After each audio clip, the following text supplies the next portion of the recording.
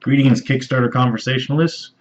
James G here for Kickstarter Conversations, and I'm doing my first. I'm doing my first unboxing and kind of first impressions video here for Serpent's Tongue, a game long time in the making. We're looking at about over a year to 18 months later than expected. So yeah, this has been a long time coming, and if you hear some weird laughing or giggling in the background, that'd be my wife, who doesn't quite understand what I'm doing here. But that's fine. I still love her. So inside this rather large box here is 15 pounds of cards for a card game CCG called Serpent's Tongue. The entire idea behind this Kickstarter was they wanted to do kind of like a Magic the Gathering card game system, collectible card game, that involved actually having to say the spells and remove the randomness of the deck draw. I hate random deck draws, and this game promises to allow you to create your own codexes just like you would a deck, but instead of having to, hope that you get what you need, you just flip to the page you want, and hey, look, I've got the spell. So it sounds great, and I've been hearing good things about the build quality and such, but also hear some rumors that things may not be as good as this huge delay we'd see. So let's take a look. First off, we have, looks like I'm going to call it a base set. I know it has a fancier name in character, but it's a base set. And these are the Kickstarter exclusive ones. They're not going to be what's going to be on store shelves per se. If you notice, it actually doesn't have much logoing branding here. We have the Serpent's Tongue logo here on the bottom, and a bit of a image there, which is of the language key, looks like. And that's about it. But you also have this big note, a letter of Nobile Magi to me from the creators and all the other 1,200 backers, or 1,600 backers or so that did this campaign, allowed it to come to fruition. So take a look here. Now I'm going to read some of the back of it, and my wife's going to laugh some more because I'm probably going to do it in a funny voice. So again, please excuse her. She means well. No, you don't? You don't mean well? Well, I still love it.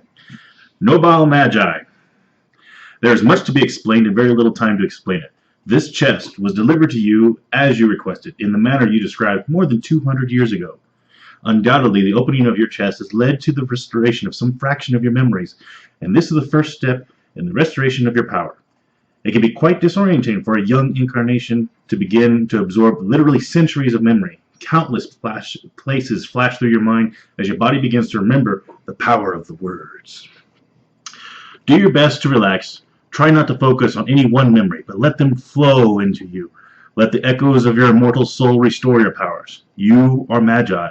Long before the first stone was laid in ancient Akkad, you had already seen the rise and fall of many kingdoms. The great tongue was taught to you in the dusk of a dying age, and you have spent lifetimes since then mastering its power.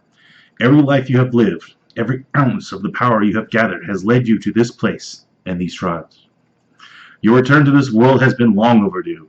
The age of silence has descended over the world, and one by one the Magi have faded and not been reborn.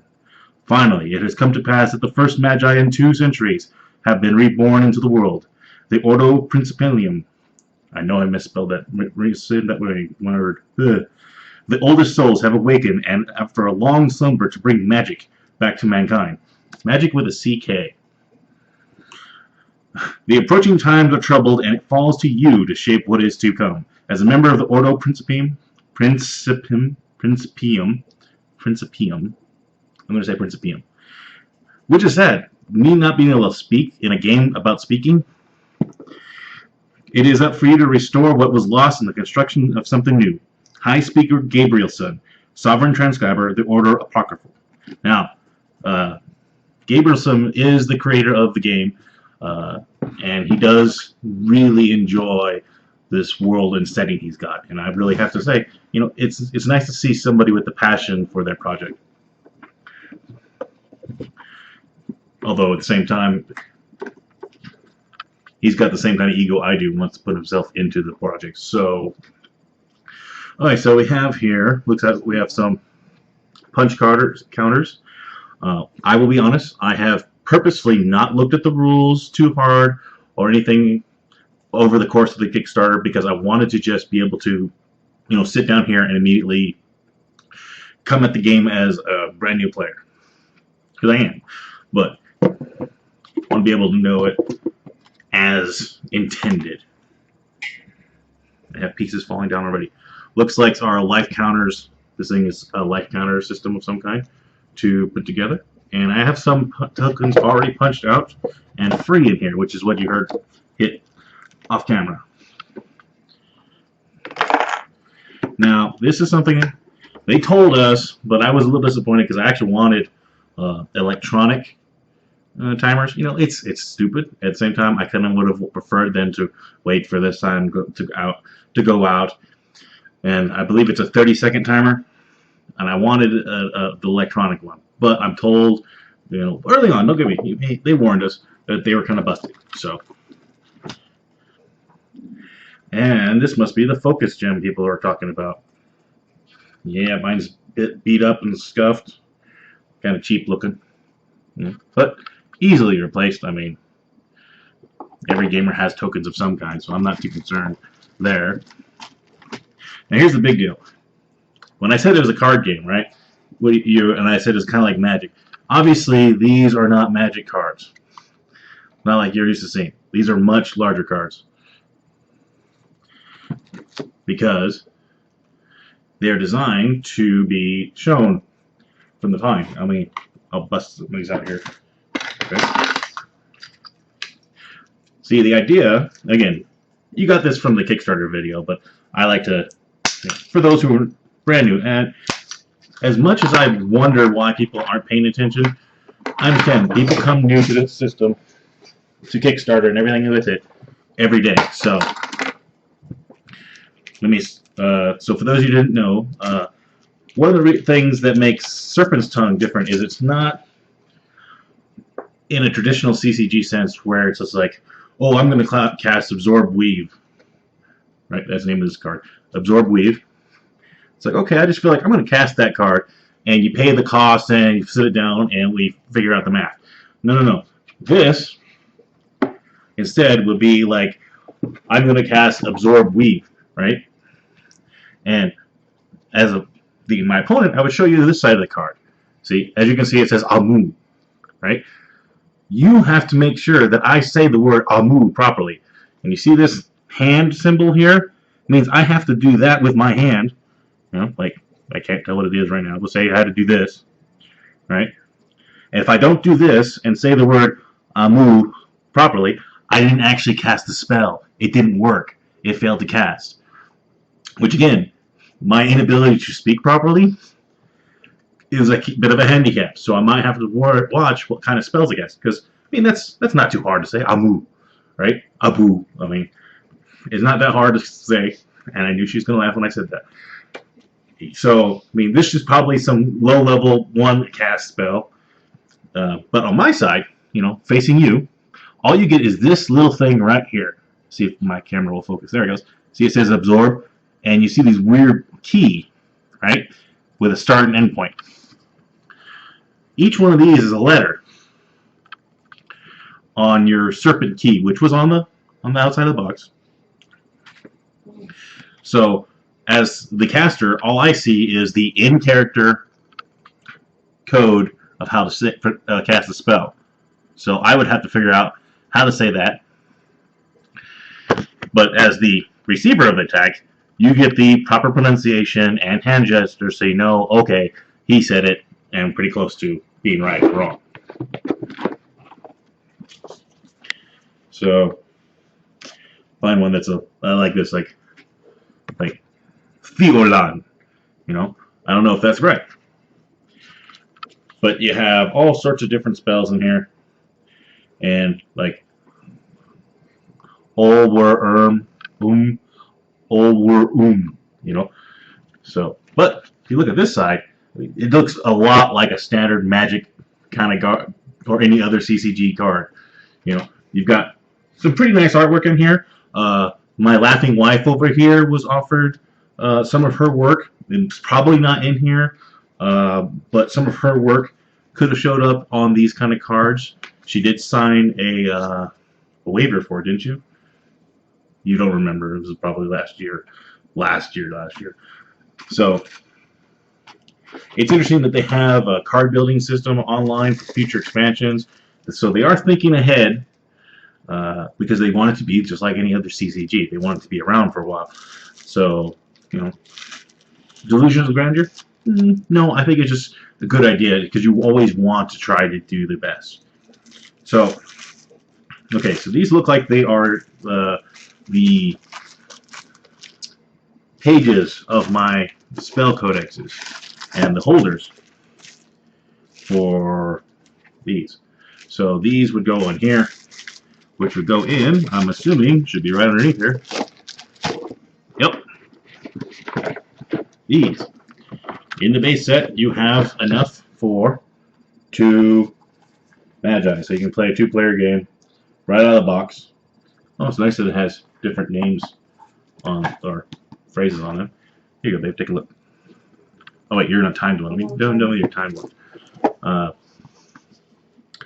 But you can see here in the nice, and this is actually rather nice faux leather. You know, the key that I mentioned at the bottom of that card, so you can see like that Amun one. You know, you can see that. Oh, okay, that first letter was up here. So if I can find the Amun one again. Where'd you go? Ah, there it is. So we got again. Ooh. Focus, camera, focus. That's bad. Anyways, it's got this key on here. So the player can see that part. He can go, oh, moon, or what have you. Of course, ideally, the big players will probably have memorized every card they put in here because you get to pick what cards go in here, and you can play them in any order you want. Because again, it's a book. You're a Magi. You can cast any spell in your book, but you only have so many pages. You know what a Magi is? Huh? Do you know what a Magi is? What's a Magi? Did you say Magi or Magi? Magi, M-A-G-I. Okay, never mind. Wait. No, people are listening. Tell me, what do you mean by Magi or Magi? I thought you meant Magi. Magi? Yes. What's Magi? Magi. Magi. M-E-D. M-E-D-I? J-I, I think it is. M-E-D-J-I. What's that? It's an ancient Egyptian warrior. Oh. Well, maybe an expansion will be Magi. I don't know. But actually, this is kind of nice. I don't know how well the camera's picking this up, but there's some nice words written on the back here. And again, it's all in the same language. One of the interesting things is they brought on a linguist at some point in time to make this language. So all these letters actually form words, and they actually have an entire... And supposedly they're on these pages in here.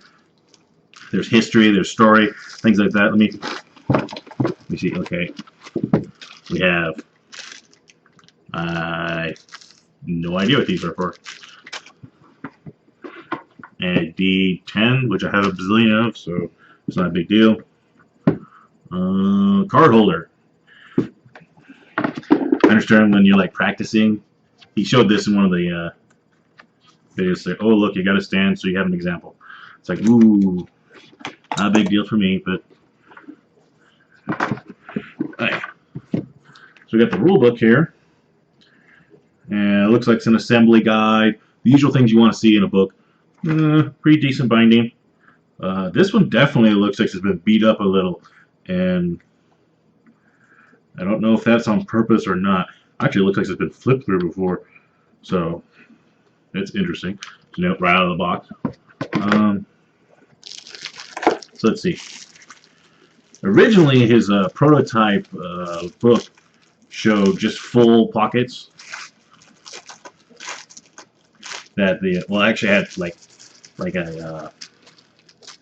a page with a half pocket on the bottom that you stuck the card into. It looks like he did keep that idea here. Let's see. I was told that these pages are currently in a specific order, so I'm just going to kind of keep it like this. But you can see here, this weird pocket thing. You slide it in. Holes all line up nice and fun.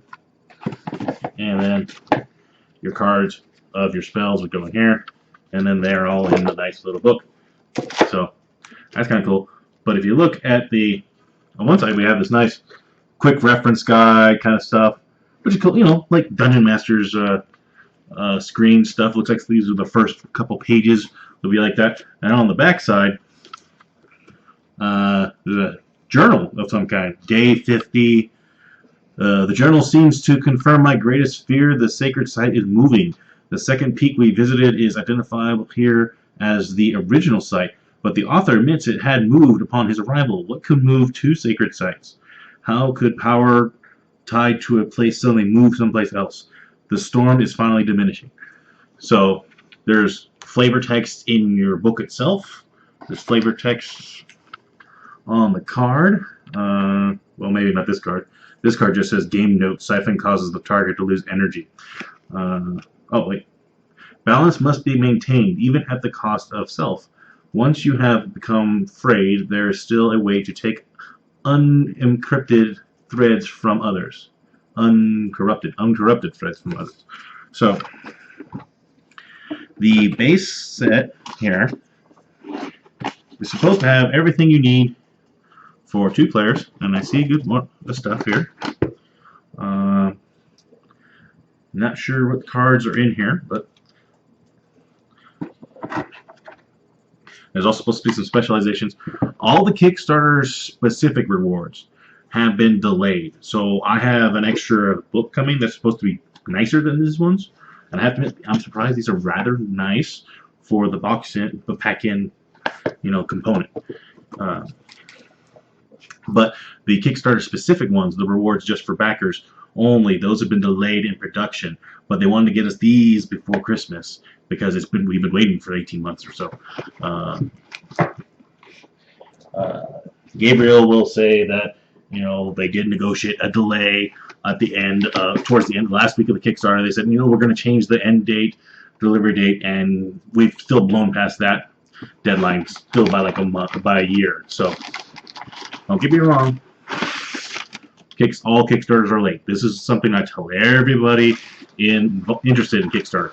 And if I keep doing these videos, and I do plan to, or if you go by the site, Kickstarter-conversations.com, you'll notice that I say a lot of things about good practices for Kickstarter creators and for backers. For instance, this project started off well and I could see why I backed it, but as the time went by, you can tell that everybody was getting kind of tired of dealing with this project. A lot of people lost interest. There's arguments, discussions, drama. Think World of Warcraft Guild drama. That's kind of what you saw here in this project. Which, on one hand, it's kind of a good thing because it shows everybody, cared. On the other hand, it means a lot of people are messing up in a lot of ways. And when I gotta remind everybody who's a creator, take some business classes, or read some basic business documents, PR, that kind of things. Because honestly, there were some major PR nightmares going on with this project, and and they fully admit it. But I mean, there is just mistake after mistake done. And it happens a lot more often in Kickstarter in the sense that it's more visible. Most businesses, this happens to a lot of businesses, especially first-time business people, and that's a lot of Kickstarter creators are first-time business people. And this happens more often than people think, but Kickstarter is so visible, and everything is pretty much in the open, that normal mistakes and stuff that happen in normal business, like your local restaurant, you would never see because after hours or on the street, or it happened once and they left, and if it didn't get caught on video, it didn't happen type thing. But on Kickstarter, everything is out there on the project pages or the comment pages, and people will vent their frustrations where everybody can see it. So, especially for a project like this, where you're making something that's going to go beyond the Kickstarter rewards only, you got to think long term about your public image and what these are your most passionate creator fans. They helped you fund your project. You best treat them well, because they're also the ones who are going to be the crusaders against you if you kind of screw them over. So this is a booster pack box. I call it an inscription case. And the idea behind it, he said, was that they could store your extras in here, so then not everything has to be stuck in books. And I'm like, that's fine. And this says, Awakened Magi, as laid down and confirmed under the covenant at the Order Principalium, our archive has bound by my hand and sealed for your return. Under the Arcanum's eye, these inscriptions shall not fade, shall not be lost, and trust shall not be broken. As requested, I activate these glyphs inscribed by the predecessors. May they find their master's soul across the oceans of time and assist in the emergence. Something in another thing I can't read. So mine's already a little beat up here. I think it's because I may have pulled it without supporting it, because it's pretty heavy. Now, one of the things Gabriel said when they set this thing up that they wanted to do to avoid booster pack syndrome, which anybody who's ever bought any CCG has got the whole problem of, look at all these boosters I have, and I get nothing I actually wanted. I've already seen posts on Google Plus about people complaining about not getting any artifacts or any of the really cool cards we've been hearing about in all of these boosters they have in their boxes. And the way around that is, supposedly, is that we get these extra cards in all of these things. And I've seen some free-to-play MMO card games do it too now, is you can get these extra codes that you can go online with, and then use the code points to buy any card you want. So, that's cool. It's a way of getting the card you want by getting rid of cards you don't want. In physical form, though, you're still stuck with all these other cards. So you still have the whole, I can still trade cards to get cards, but I can also use these Order Principalium thingies. Where is it? Okay. I'm assuming it's this one, because, yeah, the Avak Shar points. There's a code here. My thumb's covering part of it. So I can go onto their website and input this code and save it up for any particular card that I like. Currently, that system isn't up as far as I know. I haven't looked. That looks cool. So sometimes you get phase lock. It's kind of an interesting looking card. Whoa. Now try to say that. Banawa Wabazuhi Fakidak. Right? But you have to do it with just this. If you notice, there we go. See, there's no key there. I can't see what the key is. All I have is all those symbols to try to memorize. And again, use the thing from before to say it. So, this is a pretty high power card, it sounds like. So, it sounds kind of cool if I can figure out how to spell it. So, the thing is remember the 30-second timer thing? At any point in time, if somebody's taken forever to cast the card, you just pull up the timer and say, you got 30 seconds left to cast that spell. And if you don't, failed, sorry. So, I see my wife using that timer against me if I ever try to cast a card like this. So, that's kind of a cool looking card. Hallucinatory Decoy. Some of the art's really dark. I know some people like dark when it comes to their magic systems and things like that. And, I kind of like it. I kind of don't. At the same time, I'm used to my wife's art, so I have a bias when it comes to what I see in art.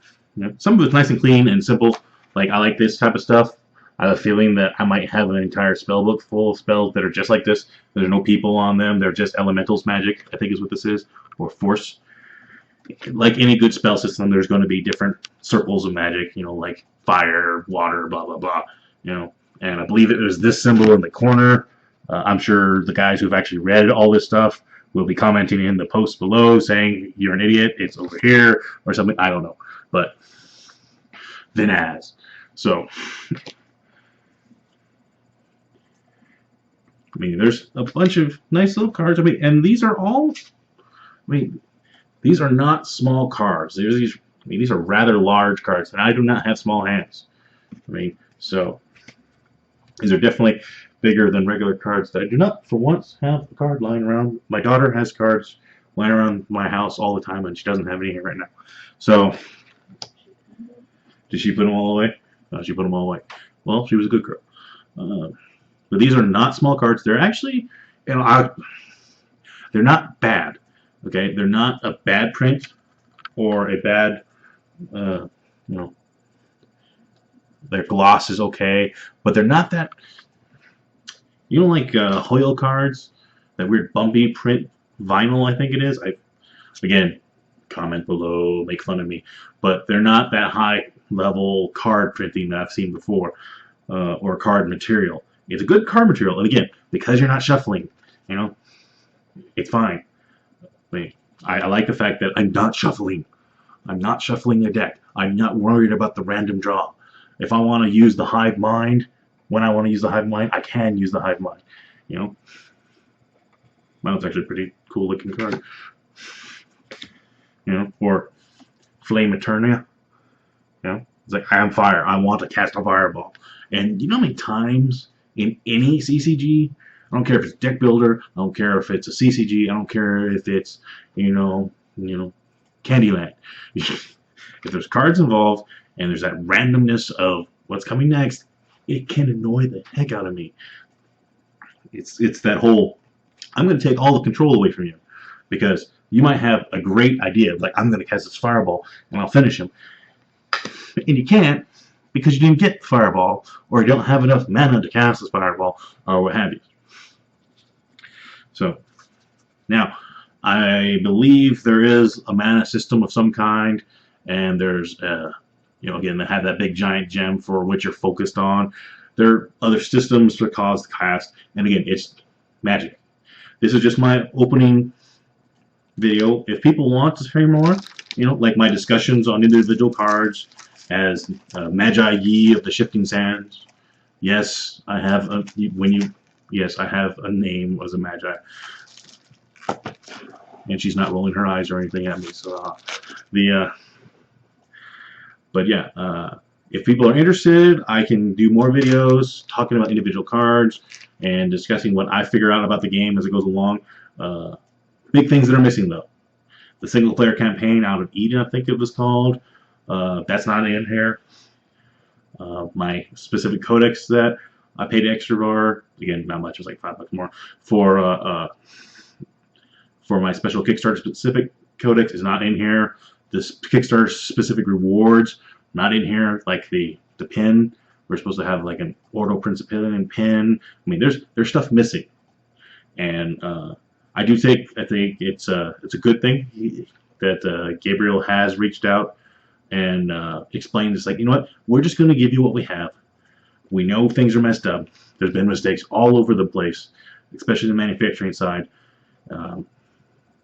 But we're going to get it to you, and we want to get it to you before Christmas. And here it is, 19th of December. They pulled it off, for me at least. I know there's still guys waiting. We're watching UPS. It's UPS. It's the end of the year. Kind of a mess, but it sounds like people are getting them.